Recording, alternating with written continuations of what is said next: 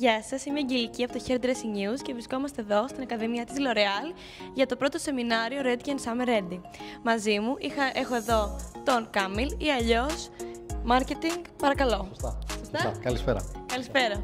Για πες μου, Κάμιλ, πώς σου φάνηκε η εμπειρία σήμερα, γιατί μιλήσαμε εδώ?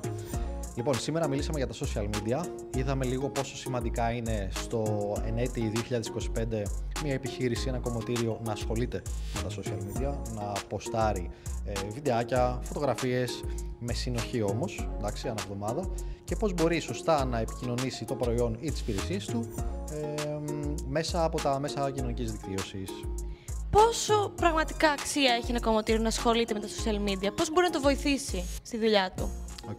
Τεράστια. Για αρχή εκπαιδεύει το κοινό του, μεταφέρει δηλαδή γνώσεις μέσα από το περιεχόμενο.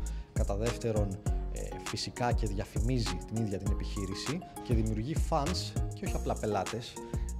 Και αυτό το κάνουμε με το να δείχνουμε τους ανθρώπους πίσω από την επιχείρηση ακριβώς έτσι όπως είναι. Γιατί εμείς όλοι όταν χαζεύουμε στα social media θέλουμε να συνδεθούμε με εσάς που βγαίνετε και κάνετε τα βιντεάκια.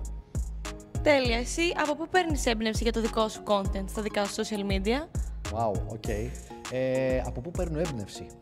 Φαντάζομαι πως όλος ο κόσμος, χαζεύω πολύ στα social media, ειδικά το βράδυ, αποθηκεύω βίντεο που ξέρεις, μπορεί να τα δω και να πω αυτό θα μπορούσα και εγώ να το μετατρέψω σε marketing παρακαλώ concept, ή καμιά φορά μπορεί απλώς να κάθομαι να δουλεύω και να μου σκάσει μια ιδέα, να βγάλω το κινητό στα notes, να τη γράψω, εντάξει, και το βράδυ όταν θα γυρίζω βίντεο να κάνω τη δουλειά μου.